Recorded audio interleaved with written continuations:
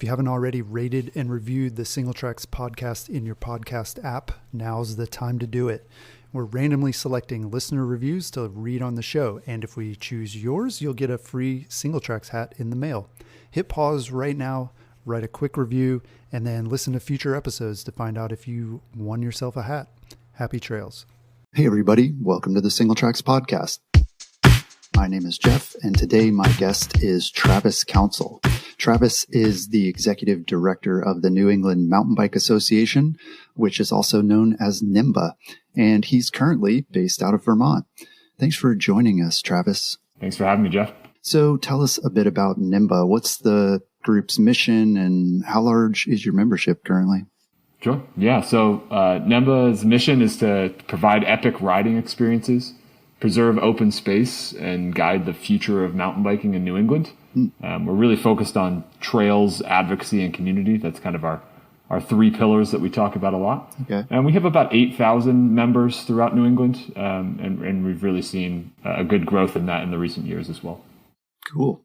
So one of the things that's kind of unique about NEMBA is how the group is organized. So can you tell us a little bit about that in terms of how the parent organization works with chapters and that sort of model? Yeah, no, that's a great question. So yeah, we are a little different than some of the other organizations out there, NEMBA and VIMBA and a few others, just in the sense of from a technical side where we are a singular organization, one nonprofit, one EIN basically. So, and then have 32 chapters, subgroups, subchapters below us, are all within that one organization, which is awesome. Kind of gives us this regional presence, but also has a lot of local differences and local focuses depending on what those chapters need. So yeah, we represent basically 5 of the 6 New England states. VIMBA, Vermont Mountain Bike Association, has Vermont covered very well. So we represent all the other states in New England and have a number of chapters really well spread out throughout those states. And we've added 3 in the last year. So we are seeing a pretty good uptick in local organization jumping on board. Yeah, that's cool. And I feel like NEMBA is one of those groups that's been around for a long time, like longer than some of the others. What year was it established, and sort of how did that come about? Yeah, so we are, this year we're actually celebrating our 35th anniversary. So when you think about the age of mountain biking, or whatever we'd consider mountain biking, it's pretty much towards the beginning of that. Yeah. A lot of the formal start of NEMBA was in 1987 with a group of individuals that were basically trying to ensure access remained or at least was authorized for a popular riding space outside of Boston. So it really grew out of an advocacy effort, a community meeting where someone just stood up and said, I'm with NEMBA, even though there wasn't a formal organization at that point. And then it kind of grew out of that.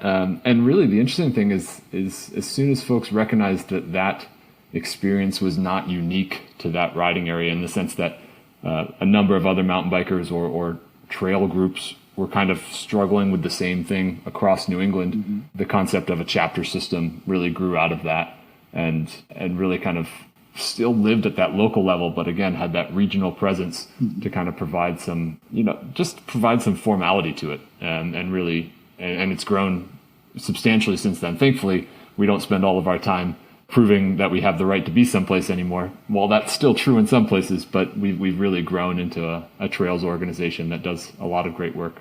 Yeah, that's great. Well, yeah, I mean, you mentioned how NEMBA and the chapters work together. What's the relationship with NEMBA? Is there a relationship, or how does that work? Yeah, so no formal relationship as of right now. We did grow up organization-wise, very similar timeline. And kind of different focus areas. There was a lot of work together at the beginnings, especially around insurance and other things like that. The organizations kind of went their own ways in the early 2000s. And since I've come on board, we've had a bigger effort to revive that relationship. I talk with the folks at NEMBA regularly, and we kind of look at each other as excellent resources, both with a strong presence in the Northeast and then also a national presence that NEMBA really doesn't have. So no formal relationship, but definitely very similar missions and goals.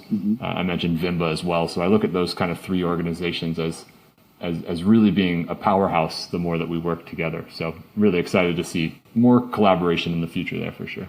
Yeah.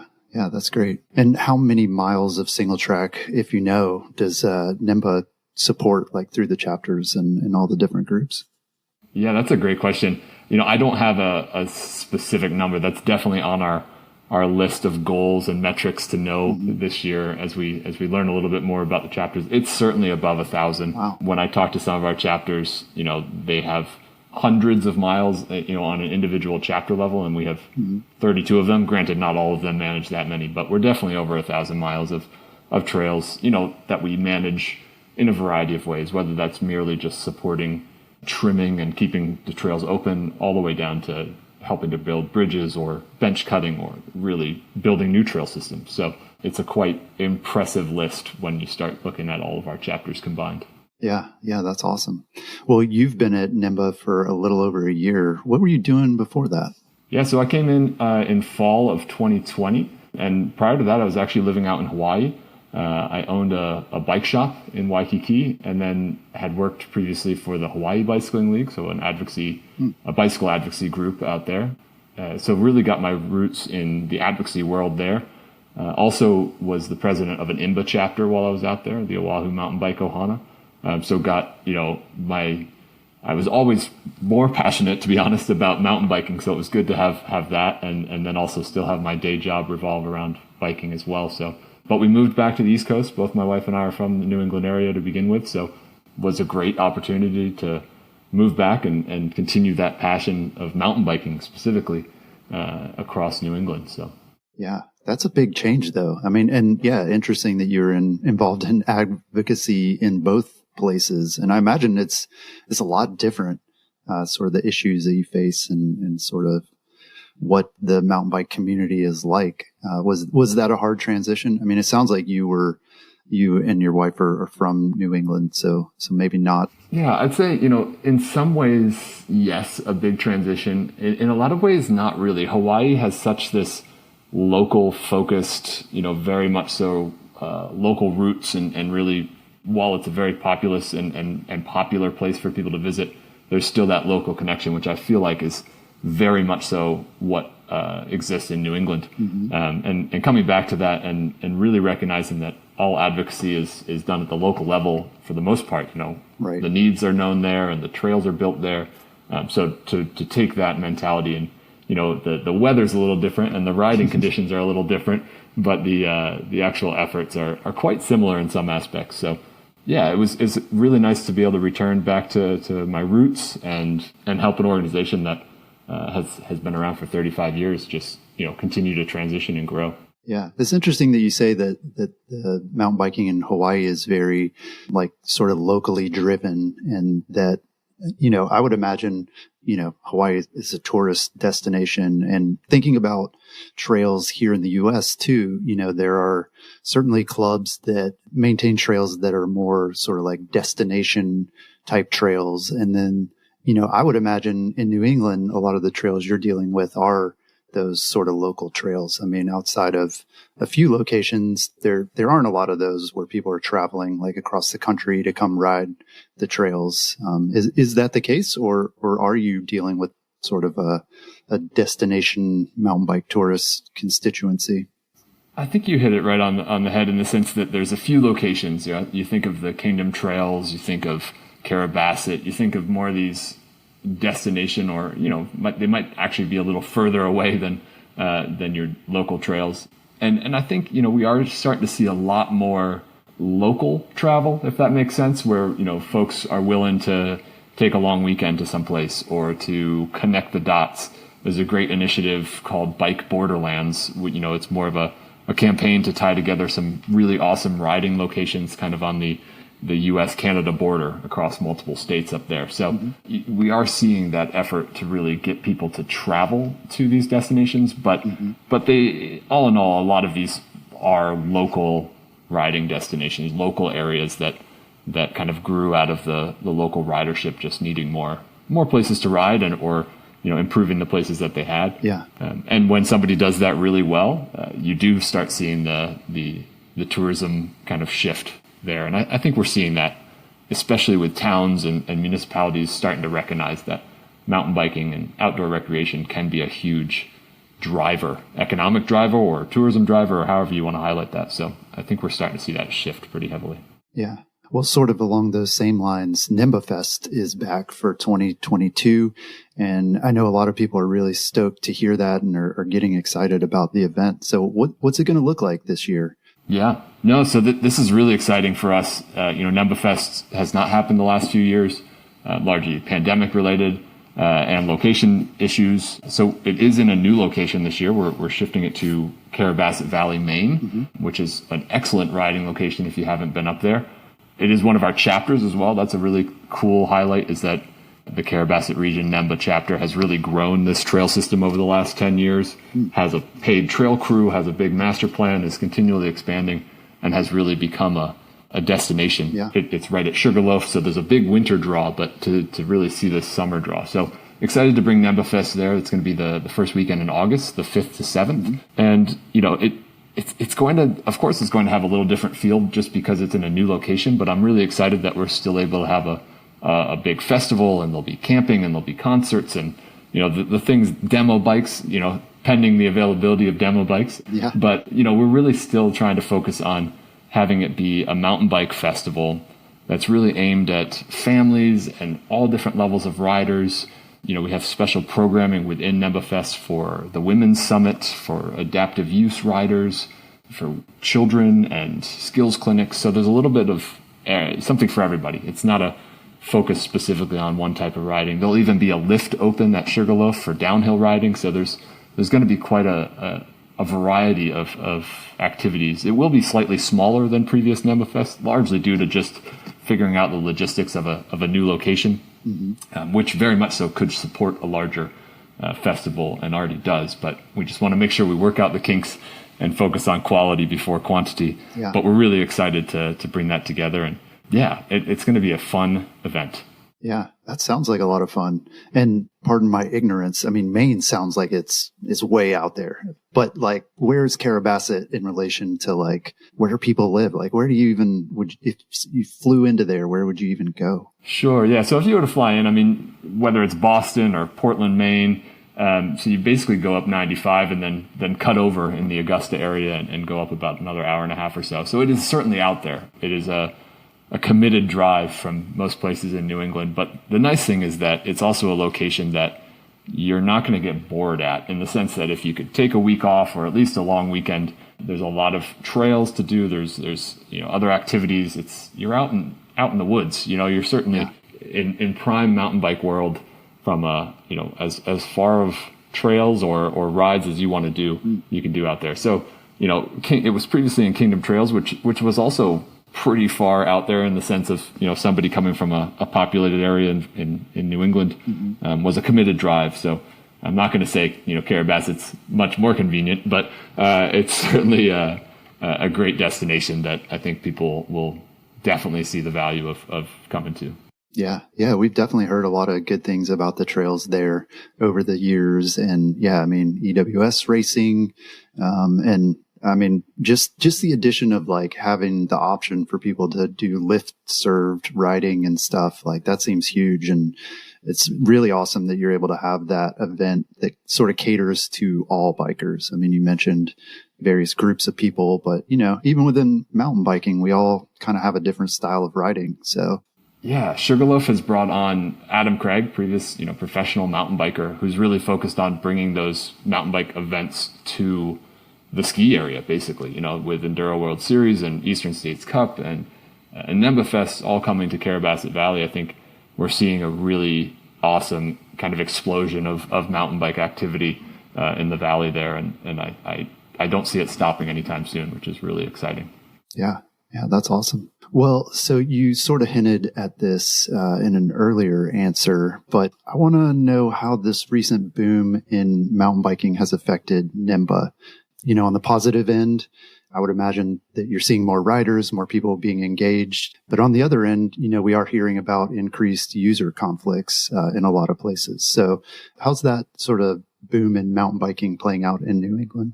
Yeah, so I think, you hit on definitely the positives and negatives of it. I think the big positive is there's more people riding, either getting into the sport for the first time or rediscovering the sport, or just finding more time for the sport than there has been in a long time, if not for, the highest numbers ever. So we certainly have seen our membership increase double digits over the last couple of years, and we're still seeing that grow. As I mentioned, new chapters coming on board and new activities and things of that sort. So we are really seeing an increase in an excellent way. I think the other cool thing is we're seeing a strong increase in non-mountain bikers joining our organization or supporting our efforts, people that enjoy hiking or walking or other activities, even winter activities, cross-country skiing and snowmobilers, and who recognize that NEMBA is the largest trail maintainer, trail builder, trail organization in the Northeast.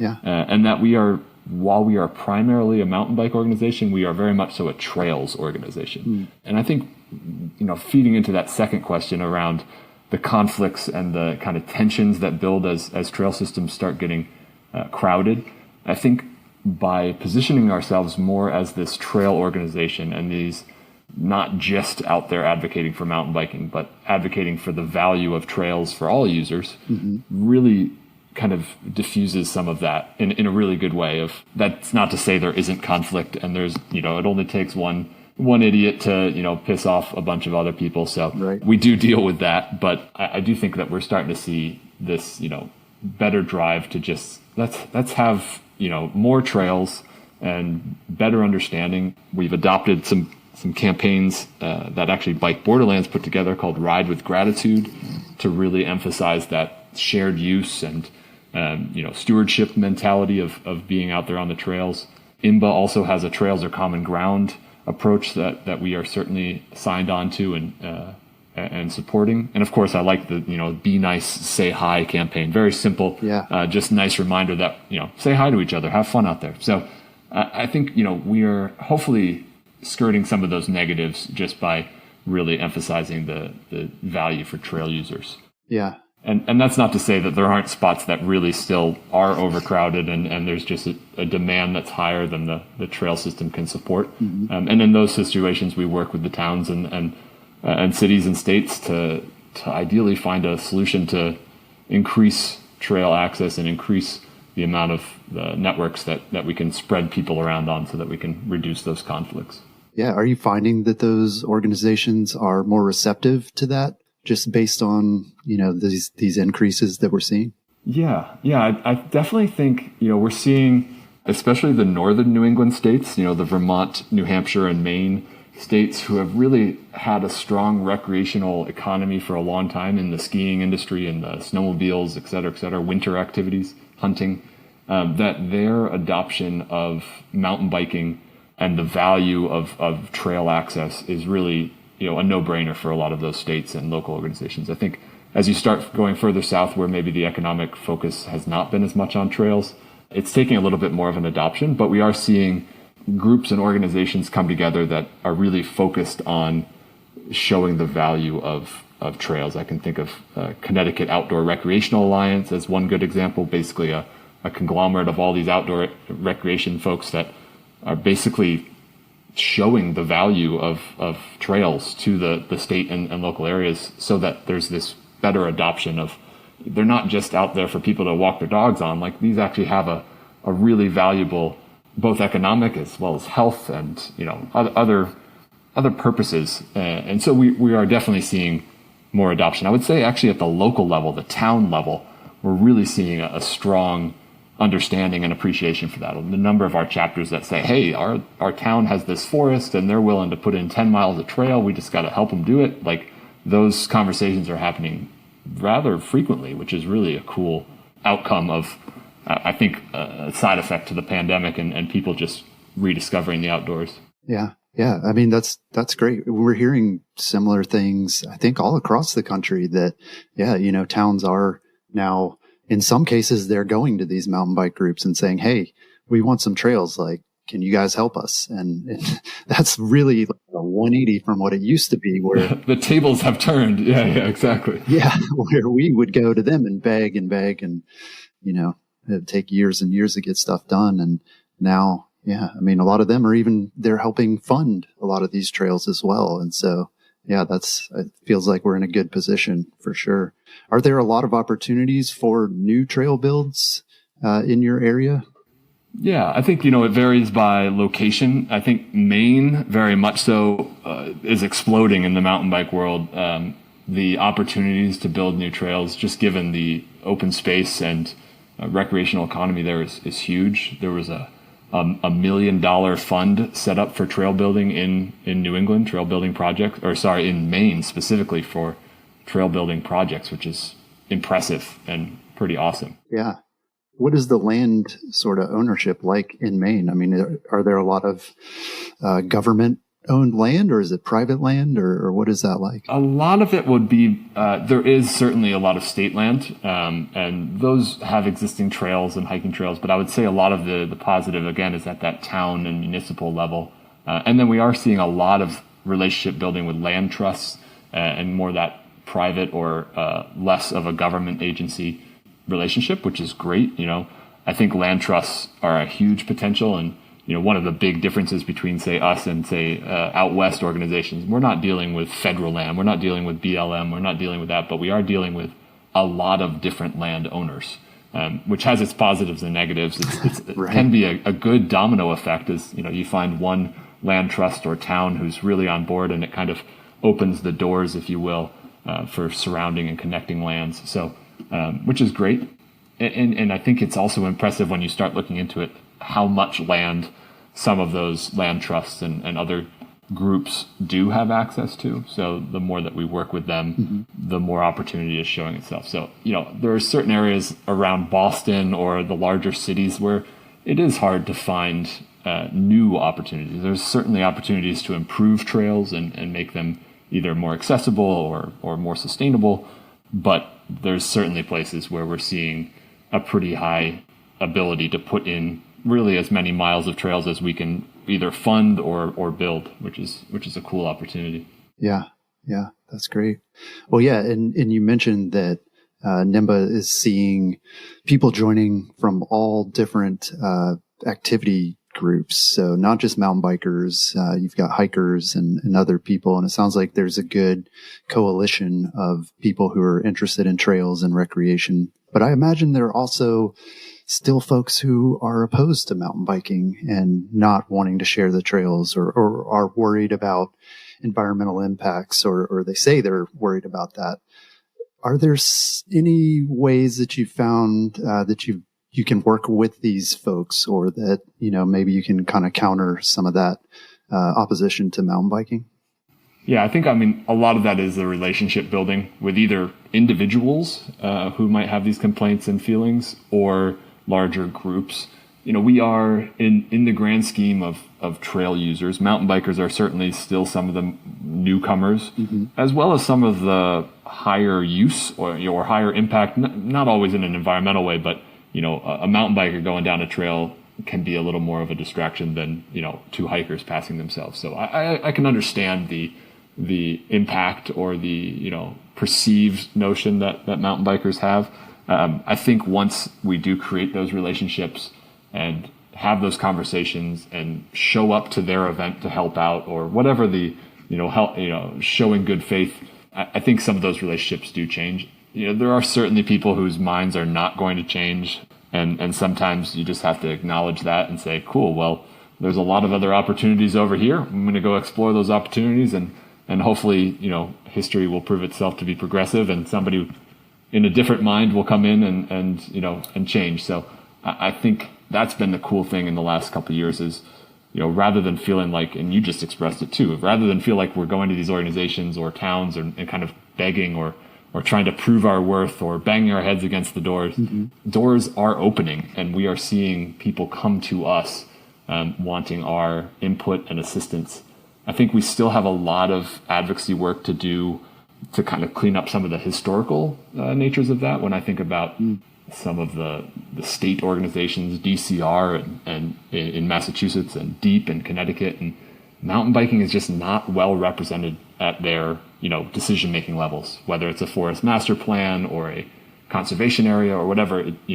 it's not, mountain biking is just not included in those conversations, which is just a larger advocacy effort than what I expect to happen at the local level. So that's, again, why NEMBA exists, so that we can find our way to have a seat at those tables. So it's an ongoing effort. Thankfully, I feel like it's a vast improvement over what it was when we started this organization, but there's still some efforts to be made. Yeah. Well, I recently heard, I guess, about a case that NEMBA was a part of where there was a group that was opposed to mountain bike access. And one of their arguments was that water quality was going to be impacted. And it sounded like NEMBA or some of your members or people involved with the group actually were able to get that data and to say, actually water quality has improved since, mountain bikers have been there. Can you talk about that case and kind of what you guys learned from that? Yeah. So I think you're speaking specifically of one out in Wachusett, Massachusetts, which is an unfortunately ongoing kind of access. And a lot of that boils down to interpretation of data and presentation of data. The standard argument that mountain bikers have a bigger impact, whether it's on water quality or trail erosion or things like that, are often not based in the best science, let's put it that way, or they're picking from very specific studies. And then they base policies on these very specific studies. For example, there's a study out of New Hampshire that says, trails, not even just mountain bikers, trails disrupt wildlife for 400 feet on either side of the trails. Therefore, we shouldn't have trails within 400 feet of each other.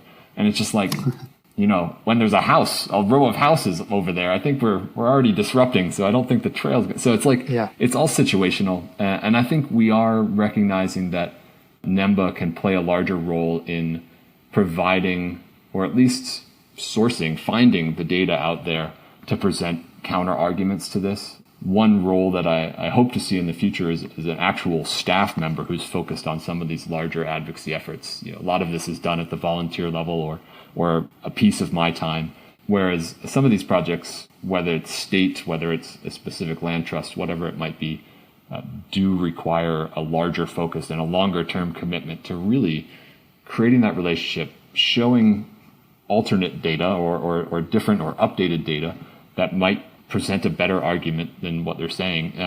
And I think some of it is really just overcoming a historical precedent. That's really the main thing, is that, when mountain bikers came about, people, especially hiking, if not equestrian as well, were kind of like, nope, we don't want this is very different. And that's a fine reaction, but hopefully we can work on having better data to say, well, let's reevaluate that. Yeah. And I think we have some very active members who are eager to push that envelope in a positive way. We are not a radical organization by any means, but I think we are happy to stand up when something doesn't make sense. Yeah.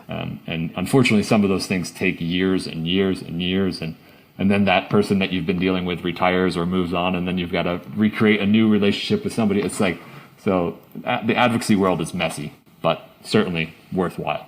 Yeah. Well, I mean, it seems it definitely takes a certain kind of person, and I'm glad that you definitely have a positive sort of outlook on it, but I could see how it could feel very thankless, and that, like you said, you could build these relationships, and then that person moves on, and you got to start all over again. And also just even, you're like, I have the data here, but government doesn't work like at the speed of what we want it to sometimes. And so, I could see how that could be frustrating.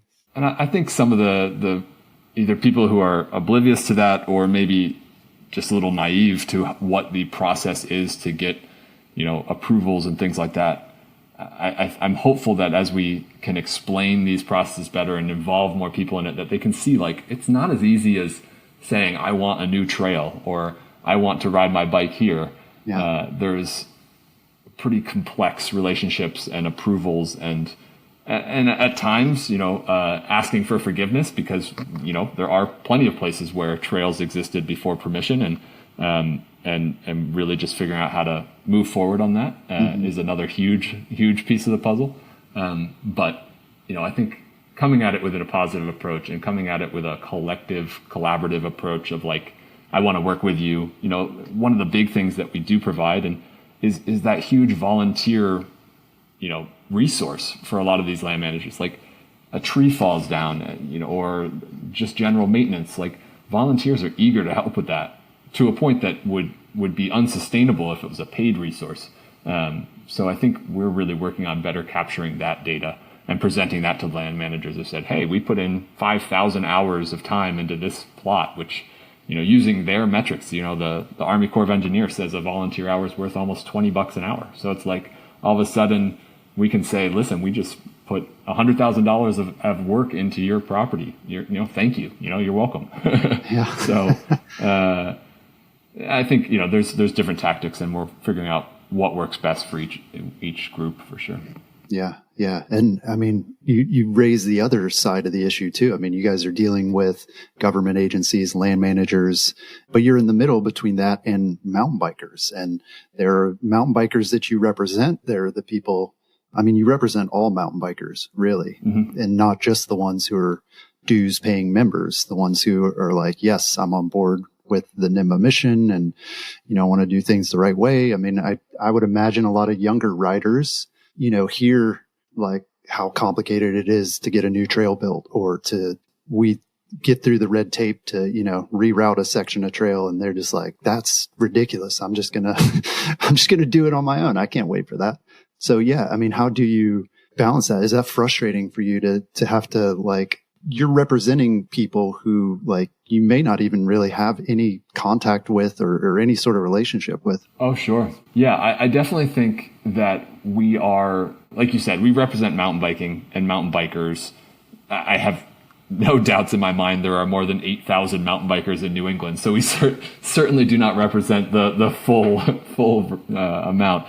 I think as I look, we unfortunately have the role of at times being viewed as like the no person, or like we can't do that group. And it's like, it's so much more complicated than that. And I don't pretend like I'm going to be able to explain it to everybody, but I do hope that when people can look at NEMBA and look at the collective voice that we have and the hundreds of relationships that we've built with land managers and decision makers, the value there is so much bigger than the value of an individual trail or individual project that you'd like to see move forward on a rapid timeline. It's hard to hear that at times, and it's really hard sometimes to recognize that, like, getting something approved in the proper way takes time and effort. And that's part of the reason we've seen more and more working with private and land trusts and, private lands, and things can move faster. But I do think there's a value in the public sphere of ensuring that it's done in a appropriate way, and that we represent the mountain bike community that we want to be represented, if that makes sense. That we are not just out there blazing new trails and not out there, ignoring, questions and things of that sort. I do think we want to make sure we come at it with a logical approach, that there's sometimes that we have to, push back on these governmental agencies if they're being too slow or not recognizing the demand. But I do think that, the slow long-term plan is probably better than a radical quick plan. But it is frustrating at times to have people either say negative things about NEMBA or really not know what NEMBA is. It's tricky to find that balance of saying, we're doing awesome work and we've got a really good group of people, volunteer or paid, that really want, as our mission states, to guide the future of mountain biking. And we'd love to have as many people along for that ride as possible. But ideally, people aren't doing things that are actively working against that. That's the goal. Right. We do have to pick up some of that slack every now and then, in the sense of, while we are the biggest ones representing mountain bikers, we will get called when somebody does something that a manager doesn't like, even if it wasn't us. It wasn't directly our group. So that just comes with the territory. Yeah. Yeah. Well, and I guess, as frustrated as an individual biker may be about trail access, I mean, you guys are equally frustrated when, one person does something and it affects all the work that you're trying to do. And so, that's a tricky balance.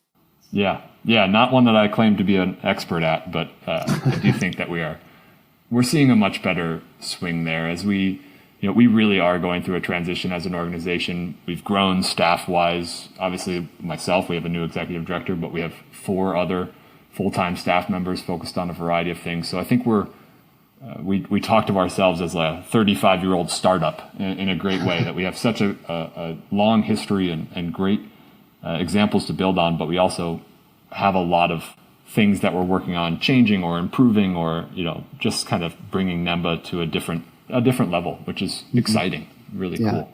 Yeah, that's awesome. Yeah, lots of opportunities and potential.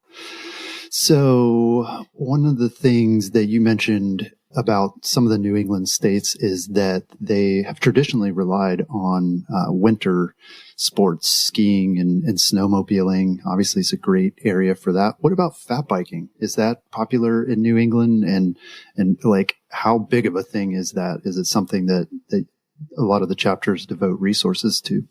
Yeah, no, fat biking has certainly expanded in the recent years. I'd say definitely, again, in those northern states, the ones that have a little more consistent snowpack year, throughout the winter. Our chapters have purchased snow dogs, more of a grooming tool, as well as some chapters use snowmobiles. Some chapters hand pack, a lot of trails for fat bike riding. Oh, wow. There's a lot of efforts. I think it's also just a stubbornness that we don't want the riding season to be as short as it would be if we didn't do it in the winter. Yeah. So we're seeing a lot of that would be more what I would call just making the single track last year round. But we are seeing a lot of great partnerships with the snowmobile clubs, in the sense that they still very much have the right of way, but we are allowed to use their trails, and especially if we're out there at odd hours and midweek, et cetera, there's a lot less traffic. And I think that's an amazing advocacy or relationship that a lot of those clubs have with land managers and things. The amount of miles of snowmobile trails that really only exist in the winter is quite impressive, and definitely an organization I think we should tie ourselves closer with. Largely, unfortunately, as the snow season becomes shorter and shorter, I think having those relationships extend into the summer and other trail use would be really great.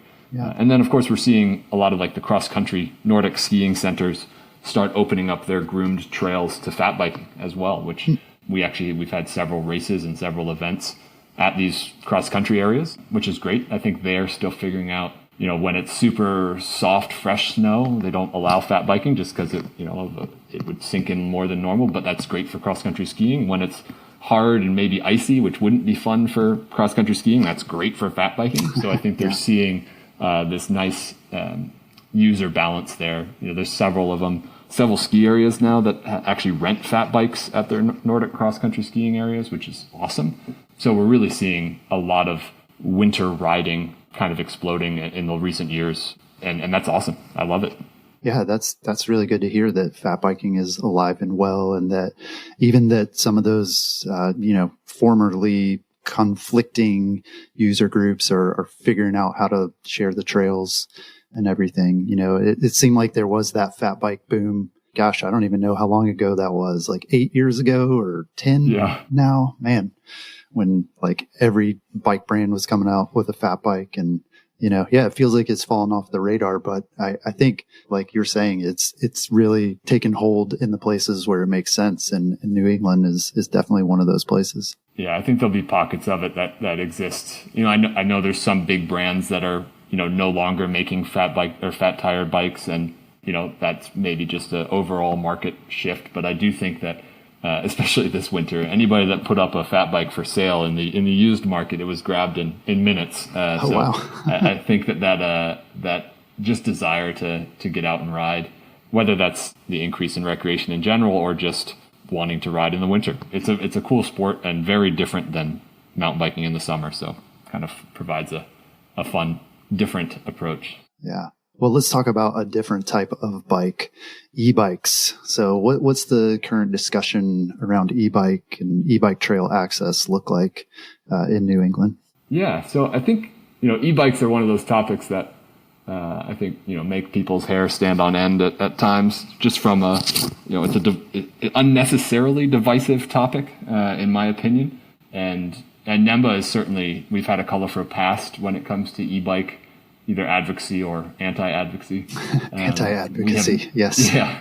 We have not been, the most supportive of that. And I think a lot of that came from fear of the unknown, which is probably similar to the hiking and equestrian world when mountain bikers came about. Definitely. Yeah.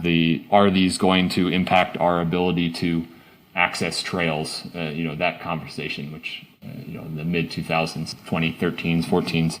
And I think that has changed.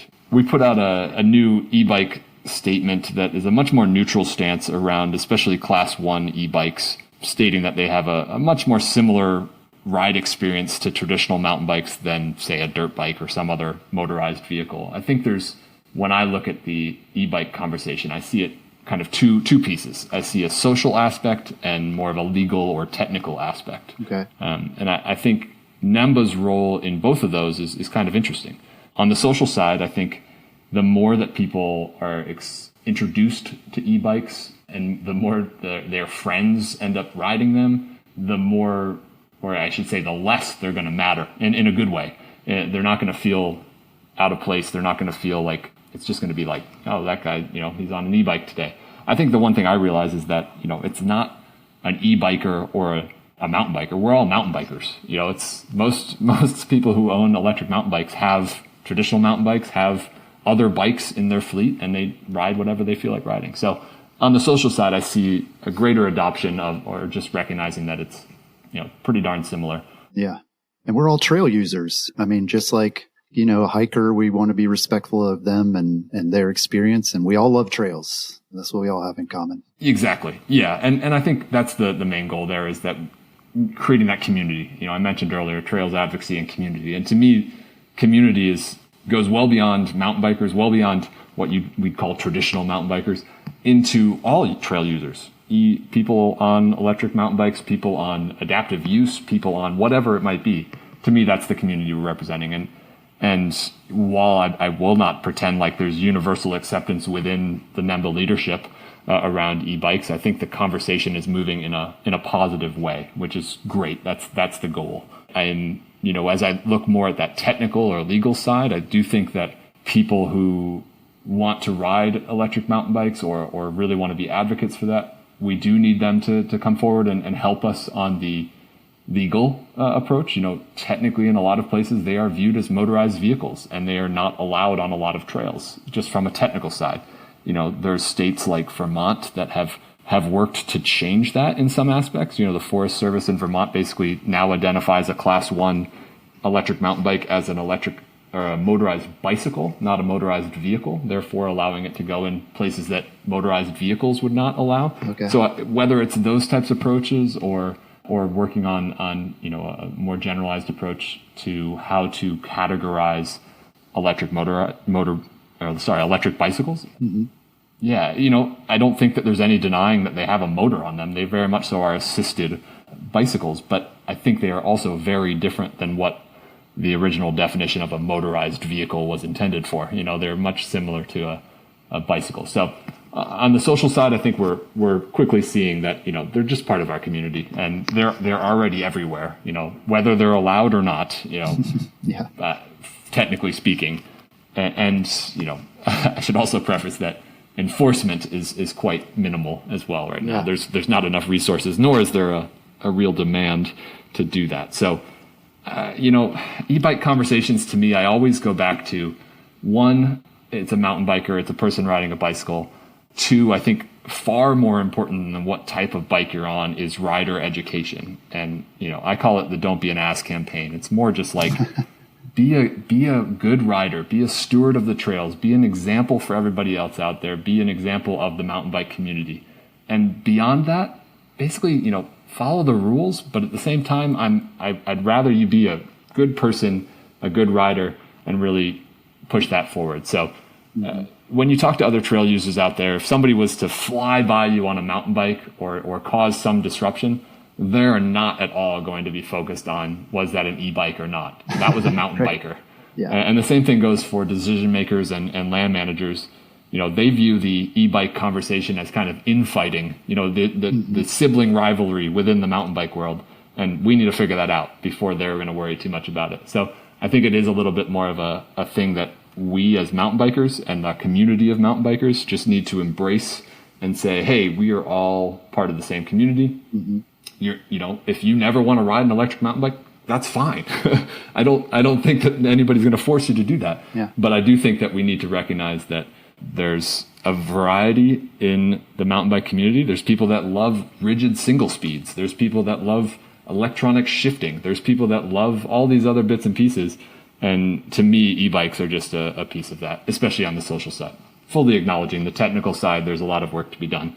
But that's the same advocacy issues that mountain bikers have worked on for the last 30 plus years, is an access issue. So I think those conversations and the relationships that we've created at NEMBA are exactly the place to ensure that we have those conversations. And again, I really do call to the people that have electric mountain bikes and people that want greater access for e-bikes to come forward and help us on that. We are very much so happy to be an avenue to work with, but at times I don't actually know that I know the best ways to advocate for them.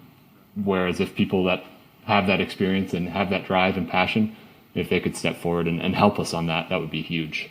Yeah. I mean, judging by the comments that we get anytime we write about e-bikes, the people who ride them, they are extremely passionate. I mean, if you look 5 years ago, it was more the anti e-bike people were very passionate. But I think the e-bikers themselves now they've one-upped the anti crowd. And so, yeah, I mean, that passion is real and that people really do care. I mean, yeah, this is a great call to action to say, join in, help us out. We're seeing really cool opportunities with the industry getting involved, with other organizations getting involved. We have a pilot project coming online from People for Bikes. Obviously the nonprofit arm of the industry really is, in a good way.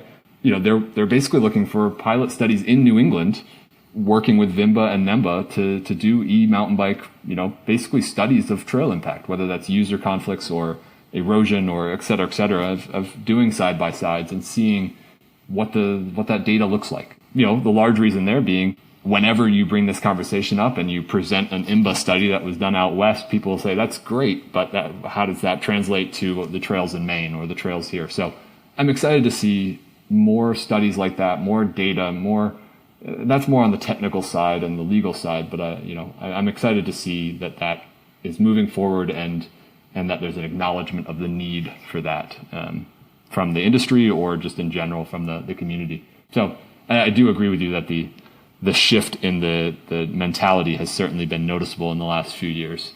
There will always be the small percentage that, choose that's the hill they're going to die on, in the sense that, I never want e-bikes, which, pick your battles, that's fine, whatever. But I think that in general, like all things that are new, there's probably a strong opposition at first, and then kind of an acceptance period or a period where people just don't care, and then it just kind of becomes the norm. So I think we're kind of in that middle right now, and I suspect they're not going away anytime soon.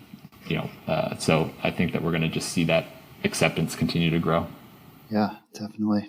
So given all the things we've talked about, all the issues and things that NEMBA faces, what's the biggest constraint for you for going out and growing that mission or just continuing the mission? I'd say that our biggest constraint is also our biggest asset, and that's our volunteer base.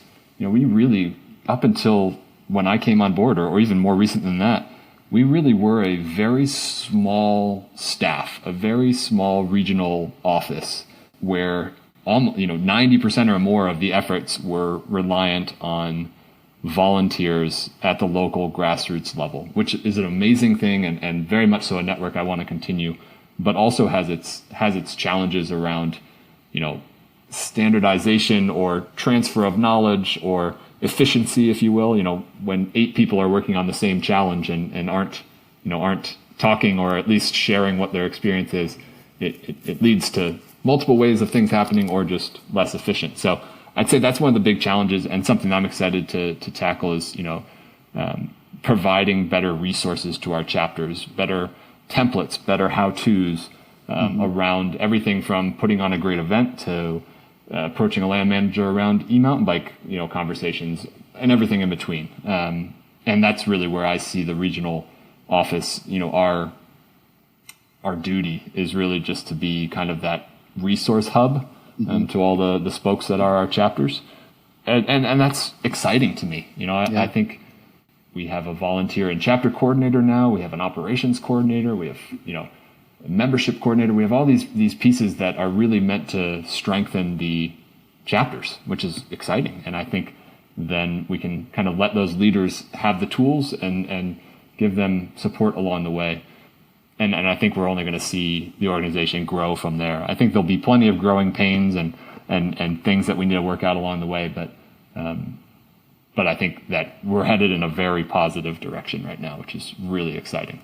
Yeah, that's great that you're able to increase the staff and those resources. How were you able to do that? I mean, it seems like funding would be a major constraint to getting to that point. Totally. Yeah. Funding is certainly in the mountain bike world, or just the nonprofit world in general, funding is always a challenge. We were fortunate enough to get a grant from a local foundation to bring on a full-time staff member for this more chapter and volunteer engagement or chapter resources. So that's definitely one of the pieces that I was very excited about, being able to bring a full-time staff on to kind of be a primary resource for the chapters. So I encourage everybody to keep their eyes open for foundations and organizations that very much so align with their mission. And we are fortunate enough to have one in the Boston area, which is great. There's also, we as an organization kind of prioritized growth in our membership. Again, recognizing that 8,000 is a great number, but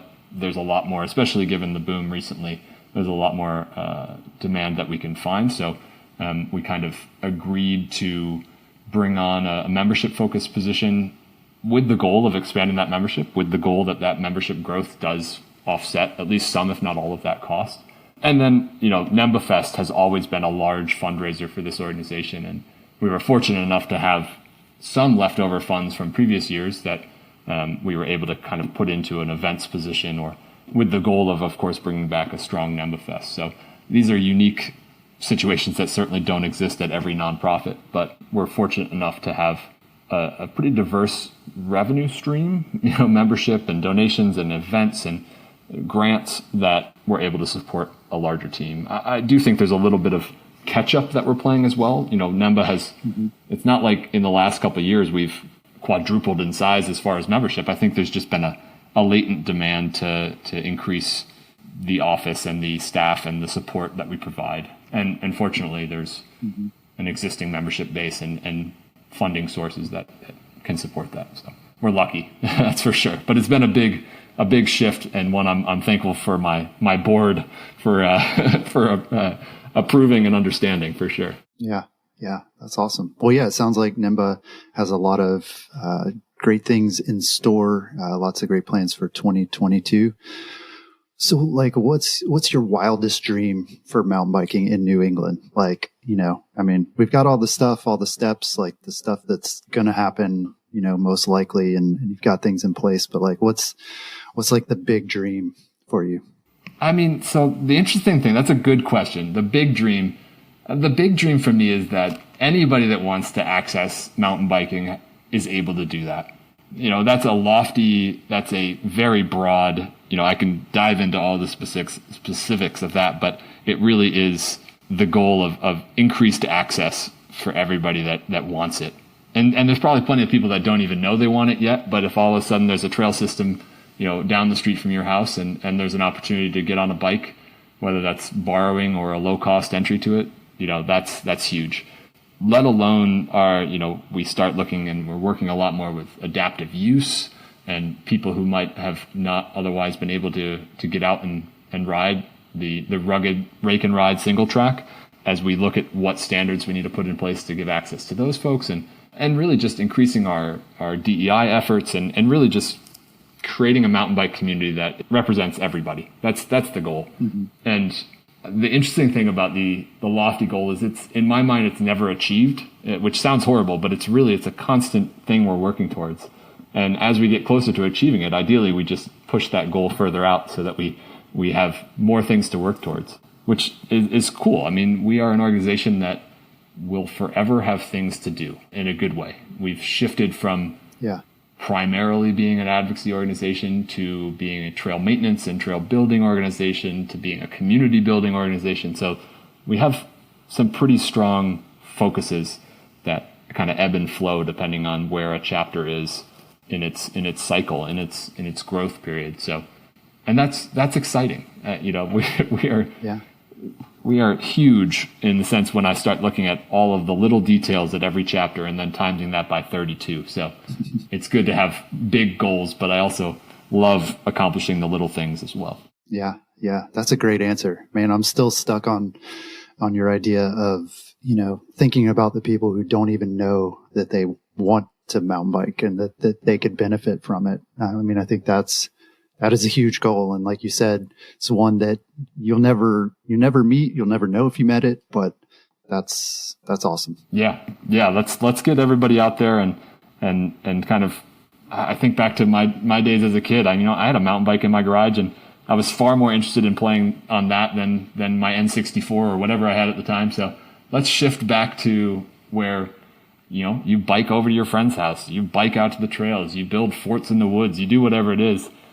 Let alone, heck, that could be a 50-year-old adult for all I care. Go build a fort. That's fun. So, but yeah, I think, like you said, we have no idea who that is and we'll never know. But I think if that's our goal of making mountain biking accessible for everybody, whether they know it or not, I think it's huge. That's definitely the dream. Yeah. Awesome. Well, Travis, thanks so much for taking the time to chat with me and for all the work that you and your volunteers and staff are doing to promote mountain biking in New England. Yeah. Thanks for having me, Jeff. Well, you can get more information and connect with NEMBA at NEMBA.org, and we'll have that link for you in the show notes as well. That's all we've got this week. We'll talk to you again next week.